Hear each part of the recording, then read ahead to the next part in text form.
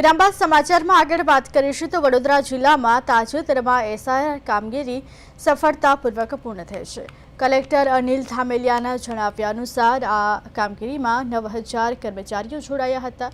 તમામ કાર્ય માટે બીએલઓને મહત્વપૂર્ણ યોગદાન આપવા માટે પ્રશંસા મળી છે। કુલ મતદારોની સંખ્યા 26 લાખથી વધુ હતી, જેમાંથી 21 લાખ મતદારો ડિજિટલાઇઝ થઈ ગયા છે।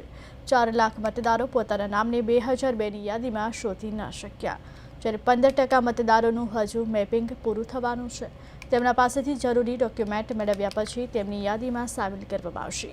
ડ્રાફ્ટ ઇલેક્ટોરલ રોલ મુજબ 5 લાખ મતદારો લિસ્ટમાંથી કમી થયા છે। 1 લાખ મતદારો મૃત્યુ પામ્યા છે। 97,000 ગેરહાજર અથવા સંપર્ક વિહોણા, 2 લાખ મતદારો સ્થળાંતરિત હોવાનું સામે આવ્યું। કલેક્ટરના જણાવ્યા મુજબ એસઆઈઆર પ્રક્રિયા વડોદરા જિલ્લામાં સફળતાપૂર્વક પૂર્ણ થઈ છે। ડિફરન્સ અને સુધારા કરી ડ્રાફ્ટ રોલ તૈયાર કરવામાં આવ્યો છે।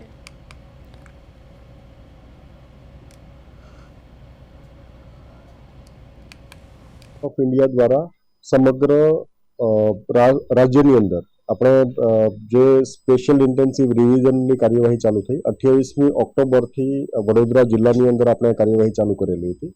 વડોદરા જિલ્લાની વાત કરીએ તો વડોદરા જિલ્લામાં આપણે 28મી ઓક્ટોબરથી જ્યારથી જાહેરાત થઈ ત્યારથી લઈને આજ સુધીના દિવસ સુધી અલગ અલગ ઘણી બધી કામગીરી આ તબક્કે કરવાની થઈ।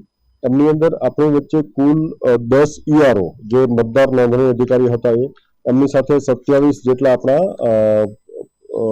એઈઆરઓ એ ઉપરાંત આપણા લગભગ 2576 જેટલા બીએલઓ, 2780 જેટલા બૂથ લેવલ એજન્ટ્સ પોલિટિકલ પાર્ટીઝે જેમની નિમણૂક કરી હોય એ હતા।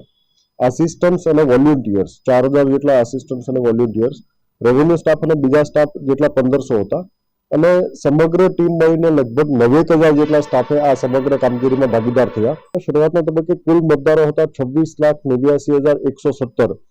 એ પૈકી આપણે કુલ મતદારો હતા એ પૈકી જે ડિજિટાઇઝેશન કર્યું એ હતા 21,85,183 જેટલા મતદારોનું આપણે ડિજિટાઇઝેશન કર્યું। આમની અંદર પોતે વ્યક્તિએ પોતાને 2002ની યાદીમાં શોધીને પોતાને મેપ કર્યા હોય, જેમને આઈડેન્ટિફાઈ કર્યા હોય એવા આપણા 9,59,755 મતદારો હતા। પ્રોજેની તરીકે જેમણે મેપ થયેલો હોય એવા 9,12,416 મતદારો હતા। જેમનું મેપિંગ નહોતું થયું, જે પોતે મતદાર યાદીમાં શોધી ના શક્યા એવા કુલ આપણા 4,12,485 મતદારો હતા।